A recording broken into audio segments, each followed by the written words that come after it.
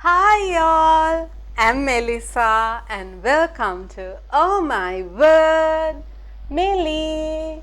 So this is my part 2 of my December reading wrap up. If y'all still haven't watched part 1, I think y'all should watch that first by clicking the link up here, as well as I have left it in the description box down below for y'all. In the month of December, I read 14 books. Yes, that was the longest or the most number of books that I have read in a month for the month of for the year of 2023, and that's why I broke this into two videos. Otherwise, that video would have been really lengthy. So I spoke about the first 7 books I read in that video, and this video I'm going to continue it with the next 7 books that I read in this month of December or the last month of 2023. I can't wait to tell all the rest of the books as well, because I really had a really good reading month in December. Again, fingers crossed, not trying to jinx myself or put myself into a reading slump, but I really want you all to check those books out. So without further ado, let's continue this and see what are the other books that I read in December. So I'm going to combine 2 books and talk to you all at once, because it's a duology that I read. The Holiday with the Players series by Rebecca Jenshock. Guys, I read these 2 novellas, and now I think it's a combined book as well, because when I did some research I saw that they have one book as well combining these 2 novellas. So the first novella is Snowed In with the Player, and the second is Sneaking Around with the Player. Like the name says it, this follows a sports romance theme as well, and each novella follows a twin sister, with one is the brother's best friend, vibe in Snowed In with the Player, and the other is brother's rival in Sneaking Around with the Player, that plays out during the holiday season in the same timeline. So the two sisters stories or the twin stories in the same timeline. Just reading both books gives you that whole feeling. Like, I just love to know that why one is having this emotion, the other is going through this kind of vibe. Really amazing. And it follows Holly and Stella, and on their Christmas vacation they decide to go to their family's ski resort, just to find out that her brother has ended up coming there with his best friend, who Holly, I'm pretty sure it's Holly, has a huge crush on. And again, mutual pining, guys. She doesn't know, he doesn't know that she has a crush, and like so much there. And when the others, like while they're spending time in the ski resort, for some reason the others, Stella, the brother, and the others go back to the hometown, leaving Holly and this Teddy, I forgot his name, Teddy, at the ski resort, where they get snowed in and they have no no choice but to spend time together. So like forced proximity and just secret crushes, the tension, and like the female main character Holly is a speed reader. Like, I don't know what speed, like I have never met a speed reader, and to have a character who is a speed reader, like wow, I wish I was a speed reader. That means I will read so many books. But anyway, secret crushes and all that. Book 1, the way they fall in love, way they discover that they like each other and fall in love, was just so much of everything that I loved it so much that I gave it a 4-star rating. And talking about book 2, which is Sneaking Around with the Player, I gave it a 3.5-star rating, and that follows Stella, the other twin, who runs into this cute guy at the airport after one of her diving meets, and they start, like, they have an instant connection. They just start as friends. They end up texting for like days and days, hours and hours, on calls and all that, where they little by little develop some connection. And then she soon finds out that he is one of her brother's football rivals. Still, they fall for each other, and they work it out somehow, get their get her brother to like them, approve of them somehow, even though it's not a smooth sailing, like so much of ups and downs and all that. and it was nice. I can't say I enjoyed it as much as book 1, that's why I gave it like a little bit lesser rating, but as opposed to book 1, which was in single POV from Holly's end, this was in dual POV from both Stella and Bo's end, which I really loved. And that forbiddenness of her brother being against it, of having so much of tension where the brother beats this guy up and kind of things, I really did enjoy it. I like how the story flows in both books, where it combines the timeline so that you all know it's in the same timeline. And I really liked book 1, right, and I just wished it was in dual POV, because if it was in dual POV, I think this would have been like a 4.5, 4.75 kind of rating for me, but sadly it was just a 4-star rating. And compared to book 1, I thought book 2 was a little bit draggy about these two sneaking around basically, and like trying to figure out how to get her brother to like them kind of thing. I just thought it was draggy. And if I was to talk about the spice levels, I would give it like a 0.5 rating, both books, or each book like a 0.5. It had a few spicy moments, but I can't say like it's over the top spicy. Anyway, if you all are looking for a cutesy holiday read, like something to get you in the holiday groove, these are 2 books that you all should check out. The next 2 books are also a duology, but I'm going to talk to you all about each book individually as opposed to combining it like the previous 2 books. This is the Windy City Holidays duology, where book 1 is Screwing Mr. Scrooge by Nicole Green, and I gave this a 3-star rating. Let me start with some quick facts. This has grumpy sunshine, forced proximity, office romance, dirty talking heroes. Guys, the dirty talking was like so good. And like even with all this, it had like so much of warm fuzzy feelings, like where you're curled up watching some Netflix on a cool wintry day kind of thing, and like it just had me smiling. And this had like a boss and temporary employee kind of relationship, again a billionaire romance.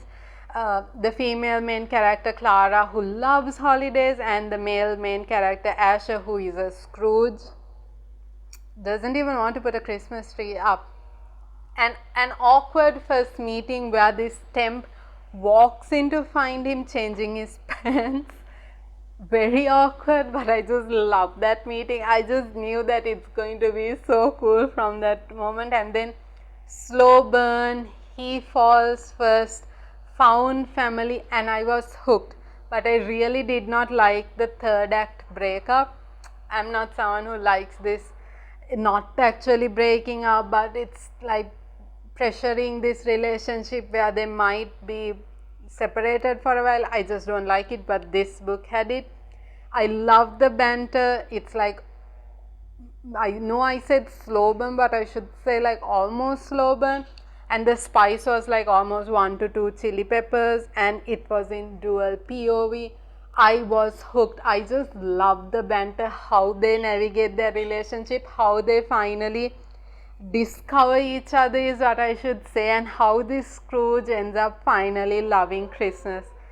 Amazing, amazing, amazing, like such a fast and cute read. So check out Screwing Mr. Scrooge by Nicole Green. So the second book of this Windy City Holidays is Mistletoe Mistake, again by Chloe Green, and I gave it a 3-star rating. Guys, this book was pure spice.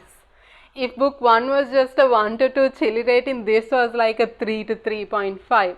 I loved how the 2 main characters fell in love with each other, and the female main character was recently diagnosed with a chronic illness called lupus, and none of her friends knew.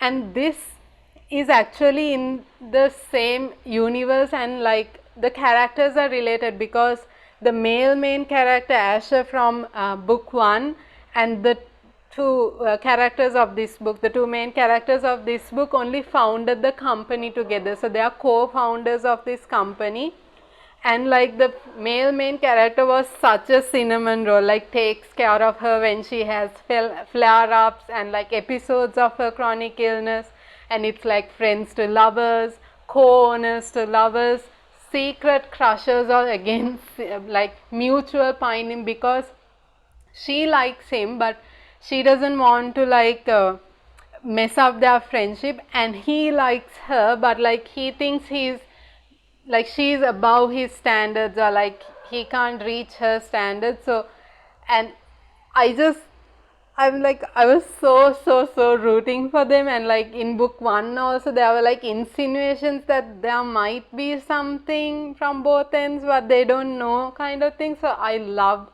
going into book 2 like that. And then one bed trope, and then they go to see the natural sorry, what do you call, the northern lights. I can't remember if it was in Alaska, but I just wish I could see the northern lights, and like that moment was so magical. This man was obsessed kind of with her in a good way, like not a bad obsession like, you know, the movie You, but like this was such a good thing. And like where when she was hurting, he was her comfort, kind of thing. I was just swooning, and like a golden retriever MMC, like I said, cinnamon roll golden retriever, you just love that male main character. And no third act breakup in this, so thank God. And like forced proximity, because they had to share one room, one bed, which brings a lot of tension into the game, where they have to like they end up feeling up each other, you know, having moments where it's just pure turn on. And also when he figures out that she's sick, she has this chronic illness, and that she's really sick and can't look after herself, like he moves into her apartment even whether she likes it or not, and he is there. He shows her that he is going to be there forever, and I just loved it. I loved how they opened up to each other, and it has this "it's always been you" kind of vibes. Oh, like both of these books in this Windy City Holidays by Nicole Green were just so rom-com holidays, swoon worthy, and just makes your heart all warm and fuzzy, guys. Like so amazing. Check out these two books. Like really, I really enjoyed this. Like you don't even need to wait for Christmas for these two books. The next book I read was Wrapped Up with a Bow by Lily Whale. Guys, Lily Whale was one of my favorite authors, or is still kind of one of my favorite authors, because I have read the Shadi setup by her before and I absolutely loved it. But sadly, this book was just a 2-star rating, and I really couldn't enjoy this book. But before I go into why that, I'll let y'all know what was in this book and if y'all should check it out, because this can be just a very unpopular opinion. I have seen other people really enjoying it, but I really didn't. So it had a meet cute banter and chemistry between the two characters were amazing, somewhat steamy with like Hallmark movie vibes. I think it was just a little bit had over the limit of Hallmark movie vibes. It seemed to have like everything chucked into it for me. Opposites attract, found families, small town romance, finding magic where you seek it was like the theme. Lovable characters, like not only the main characters, any side characters that you met also, you just think that they are like, they make, like how do I say it, like they have a purpose in the plot. Like I really like when characters feel like that. And the book was very lengthy, like there are 52 chapters and each chapter was also lengthy of its own, so it just takes a while to read. And it was the writing style for me, that's one reason, right? Lily Whale's writing I always enjoyed in that previous book, but in this case it was not fast paced as it was like kind of draggy, kind of normal, and I don't know. Anyway, it also had this bad first impression trope, again in dual POV. It had a South Asian representation representing people from Goa, India, and then a grumpy sunshine, a persistent ex who tries to come back, not even to win this girl back, but just to create drama. Like an ex who is already married comes with his wife and moves into this small town where this female main character grew up. Basically, it's her home. Like, why would would someone do that? I really didn't get a point in that, but because of that, this male main character gets jealous, and I think that was the only point that it made, so I did not see why it mattered even in this. And then a foodie theme, like I like how this girl and her family cooks like Goan cuisine, has like a restaurant, a chocolate mouse kind of restaurant, and all the shops and all the restaurants in this town are named after rodents. And I was like, why? But it's so cute. I don't even know. I don't like rodents, but it was like very cute point here. And then she fell first. I think that's normal, but like to point it out and say she fell first in this book was very prominent. But the tipping point of me in this book was the ending.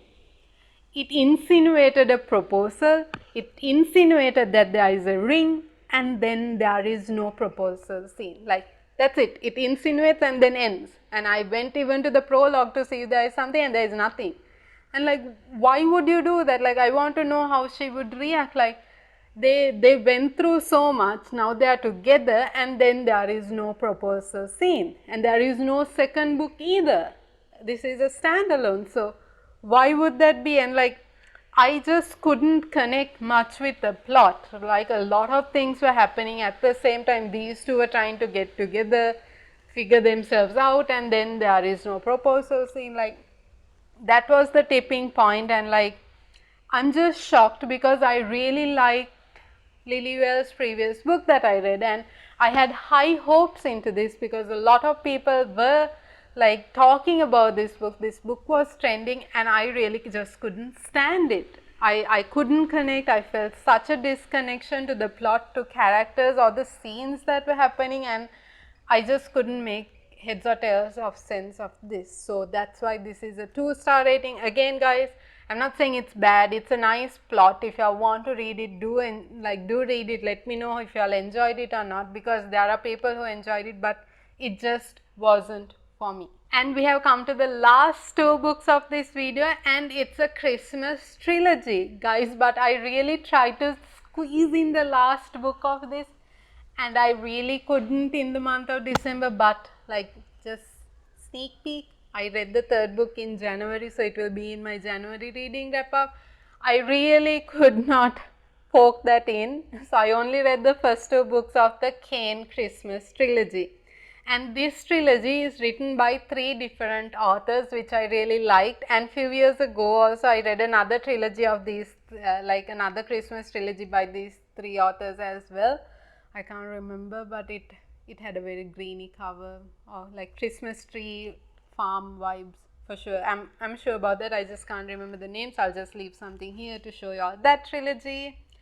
Anyway, now that's out of the way, I will talk to you all about these 2 books individually as well. So starting off by Julie Chris's My Fake Christmas Fiancé, and I gave it a 3-star rating. Again, this is a Christmas romance that has fake engagement, then marriage of convenience, and office workplace romance. And this is in like a Christmas decor company, which I absolutely enjoyed. And because these 2 companies were joining with a merger, one of the merger clauses were that the children of the 2 CEOs have to get married, whether they liked it or not, else the merger won't go through. So because of that, because they wanted to save the company and the people working with it, within it, like, these 2 characters were just so selfless. They put everyone else's needs beyond their own, and like, they were still trying to navigate it. They got engaged, and then throughout that year they had to like get married on Christmas Eve, so that the merger goes through. And like, throughout that year since the engagement, there were like email exchanges about trying to find ways to get out of this engagement or this marriage and still save the companies, but sadly they couldn't find a way. And then they come up with a plan, just that the plan doesn't go as planned, because they start falling in love with each other. And like, there was slow burn, budding chemistry, like Christmas parties, found families, and spice. Oof. Like a 2 chili rating. enemies kind of to lovers. I can't say they were actual enemies, but like more frenemies to lovers. And uh, it was in dual POV. The MCs were the same age, I think, again, like almost 30s, I guess. Like, again, I love books with that age gap now. And then there was some miscommunication and like assumptions made which almost lead them to breaking up, which I don't like, but they just figure it out from there, and I really enjoyed it. And guys, I love the new book covers as opposed to the originals. I'm just leaving it here again. For some reason the new books are just amazing. This was really nice. I liked how they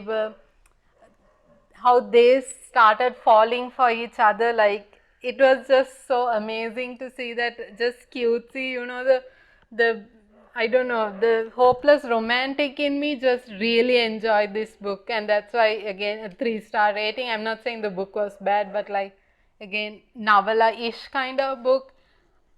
It had it all.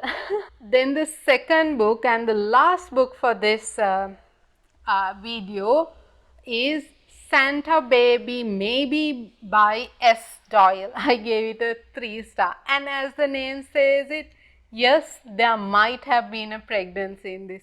Again, this is office romance set in the same office as or the Kane Enterprises, but this is between the CFO and the head ornament designer. I just absolutely loved it. I have never come across a book with this job, as in an ornament designer. Apparently it's a thing. Obviously, otherwise how will ornaments, Christmas tree ornaments get created? I know.